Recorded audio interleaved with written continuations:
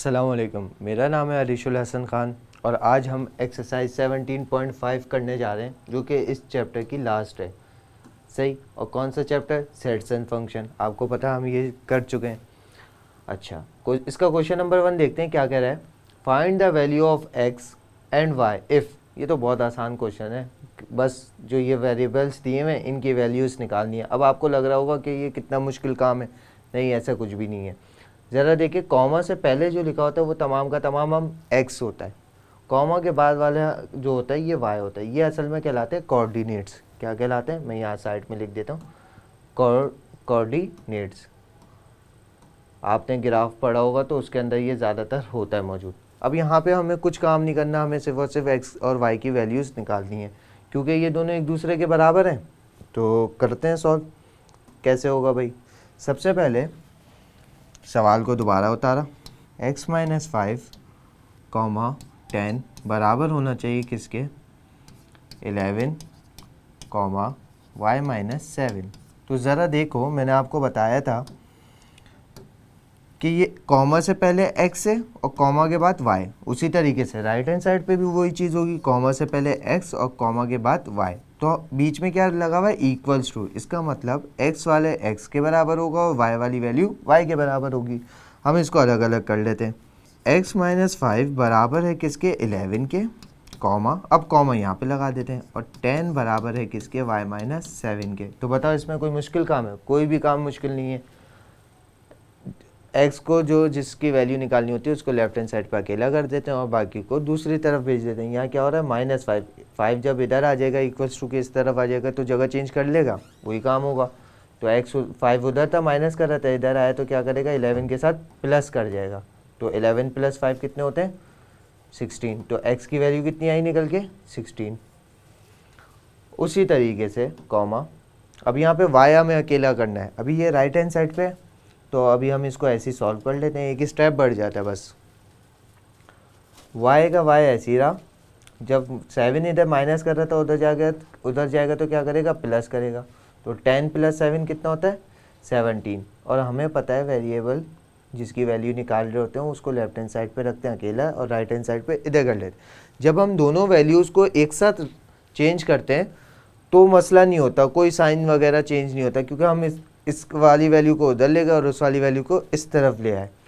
अब ये 7 प्लस 10 कितना हो गया? 17। तो ये निकाल ली वैल्यूज़, x की वैल्यू 16 और y की वैल्यू 17। अब इसी तरह इसका पार्ट 2 देखते हैं।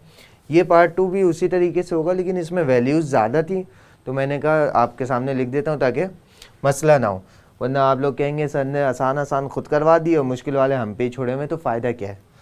ऐसा नहीं है भाई।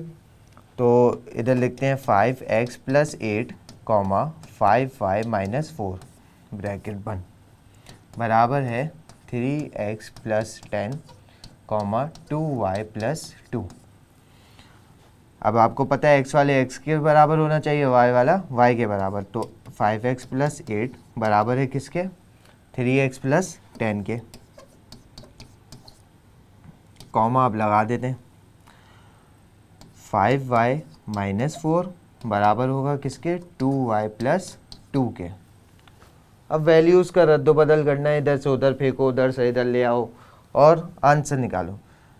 x हमें पॉजिटिव में चाहिए और लेफ्ट हैंड साइड पे चाहिए, अगर नहीं भी हो तो हमें चेंज करना चाहिए। अब पॉजिटिव नंबर बड़ा है 5, तो हम इसको चेंज नहीं करेंगे, वरना उधर जाएगा तो माइनस हो जाएगा और माइनस में हमें x चाहिए नहीं है।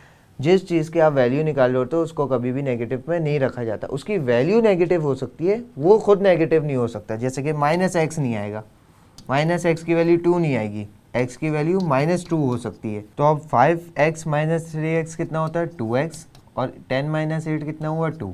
अब आपको पता है 2x से मल्टीप्लाई कर रहा है और x हमें अकेला चाहिए, यानी कि सिर्फ उसके साथ अगर मल्टीप्लाई हो रहा हो तो 1, और 1 की ज़ात से कोई फ़र्क पड़ता नहीं है ज़्यादातर।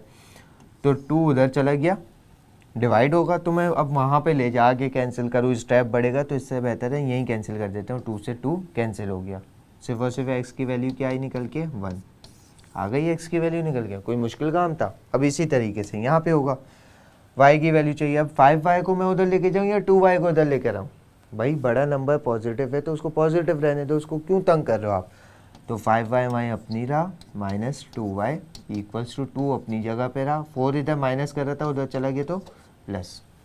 अब आप बोलेंगे सर ये बड़ा था आप उसको उधर नहीं लेके गए, ये सिर्फ और सिर्फ वैल्यू है, वैल्यू आगे पीछे हो उससे कोई फ़र्क नहीं पड़ता। वेरिएबल वाली वैल्यू पॉजिटिव होनी चाहिए, और पॉजिटिव कब होगी, जब बड़े नंबर के साथ होगी, सही है। अगर नेगेटिव है तो फिर चेंज कर दो ताकि उसको पॉजिटिव बना सको।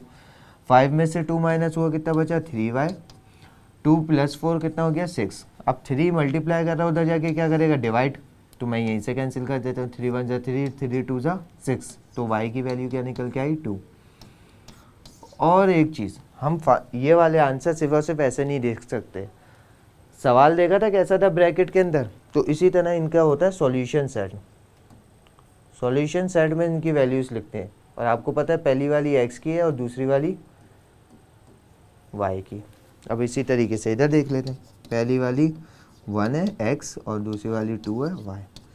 ये हो गया हमारा आज का क्वेश्चन नंबर 1 एक्सरसाइज 17.5 के दोनों पार्ट्स, सही है। अब चलते हैं अपने नेक्स्ट क्वेश्चन की तरफ, देखते हैं वो क्या चीज़ है, वो किस बला का नाम है, और यहाँ पे हम रिलेशन फंक्शन सीखेंगे कि कैसे सॉल्व किया जाता है।